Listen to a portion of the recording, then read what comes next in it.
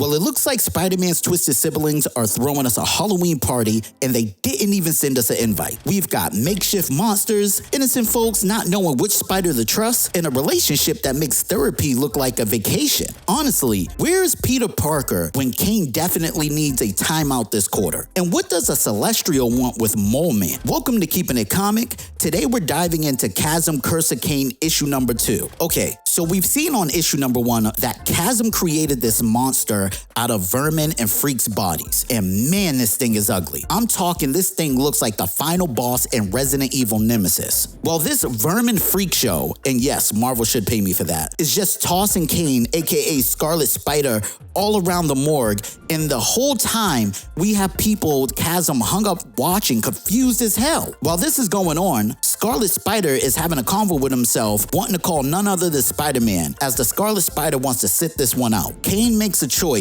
to lead this thing outside because fighting it inside the morgue is just way too dangerous. So he gets him to the parking lot with all the emergency vehicles and decides to swing an ambulance. Yes, I know I have a Boston accent, but he swings this thing at this monster, and even though I'm reading it, I swear I can hear the crunch of its arm just coming off. So as you can imagine, Kaine is now after answers because he's been trying to track down Ben this whole time. He's starting to feel like he's given Ben way too many chances. So Kaine, being a good spider he is, well, being now, he goes back inside to free the people Ben hung up, and they're beyond scared of Kaine. As you can imagine, he's even more confused because he's like, yo, I just saved you people's lives. You don't trust me to get you down? Are you people ever grateful? These people swear Kaine is with Ben, which I'm sure ticks Kaine off because they basically just fired this man on his day off with no questions. Kaine then asks them, was this a snarky guy in a purple suit, kind of like mine, with a girlfriend who is, I don't know, way too into Halloween? And once the workers replied with, he was alone and didn't say a word, that really worried Kaine because let's be real, Ben doesn't have an off switch. He's the kid that's always asking, are we there yet 100 times while going to the corner store. But at the same time as all this is going on, we jump over to the Ravencroft Institute for the Criminally Insane. You know, the maximum security facility for the specialized people of New York. Here, we see inmates talking about a growl that came from outside. And what do we see on the very next page? Doppelganger, I know you guys remember this 6-armed Spider-Man, scared in the corner facing a werewolf. We then see Chasm and Hallows Eve laughing and saying that 6-armed weirdo is going to wet himself every time he sees a window. I mean, how much fear did they put into this guy? Now, they showed Hallows Eve's power in the first issue, but didn't put any context to it at all. So let me explain briefly. Hallows Eve can create masks with different powers and effects. So remember she put the Frankenstein mask on in the first issue? She got the powers of Frankenstein, and her whole outfit even changed during the fight. So in other words, she was a werewolf herself. She actually admits she loves provoking the criminally unwell. Her psychotic behavior is kind of a turn on to me, honestly. But nevertheless, Hallows Eve got right to the point and said she was just a distraction to the blackouts that Ben was having, and that they needed to look for a more permanent solution. And can I just say the pic we get of Druid puppeteering Chasm is so damn fire? I mean, whoever drew this page, millions of claps to them. But Ben tells her, just put chains on the bed. I don't know if he thinks that'll stop him or he just wants a good time. But I mean, he's tried demon magic and science, and at this point, he's just living with it. But Hallows Eve, she's a writer because she says she's with Ben no matter what, and that there's an option that just might work. Well, what can that be? Next thing you know, our man Ben is laying on the floor in the bedroom surrounded by 100 candles. Hallows Eve is holding a mask, and even Ben had to ask, is the extra goth vibe necessary, babe? I mean, should he be scared or turned on at this point? But then she tells him that it's so she can channel the right energies. I love the fact that Ben is still being Ben because him and I both said the same thing after. I'm not possessed. But Hallows Eve makes it known that she knows somebody is messing with his mind, and she's going to find out who. And we finally get to see the mask she's holding, and it gives off celestial vibes. And the transformation when she puts it on is fire. Ben says the one line I used to say when my mother said she would slap me into next week. You're gonna give me the lucky lottery numbers. No, for real? I used to say that and get in more trouble. Keep in mind, at the same time, Kaine has been saving people at the morgue from the creature that we now see is gone. He was left with a 15,000-pound vehicle on his chest, and this thing was missing an arm and said, nah, I'll be back to finish my bench press another day. We then see a trail of blood leading to the sewers, and after watching it, we know we're not going down there. Now back to Hallows Eve, who is now entering Ben's mind, where she sees things like Ben swinging in his old Scarlet Spider outfit, which I love that outfit, by the way. We see Spider-Man and even some people eating at a diner. The crazy thing is people have become faceless due to Ben's memory loss. this. But then Ben cries out for her to stop. He doesn't want her to see him and his past. Well, that's what we think. But then this Ben that is still inside of Ben's head starts to transform into Druig himself, where he ends up knocking her out. So we cut back to the real world, where we see a big number of Morlords breaking in and kidnapping Ben and Hollow's Eve. I think we finally understand what Druig is doing and why he's with Mole Man. And there you have it. Chasm and Hollow's Eve are really out here doing the most right now. And Kaine's just trying to keep his head on straight. What do you guys think? Can Ben get control of himself again? Or is Druig always too far ahead of him? Drop your theories in the comment below, because I want to hear what you think is going to happen next. If you're new here, hit the subscribe button and keep up with all the comic chaos. We're just getting started with Chasm, Curse of Kaine, and trust me, you don't want to miss what's next. Until then, thanks for kicking it with Keeping It Comic.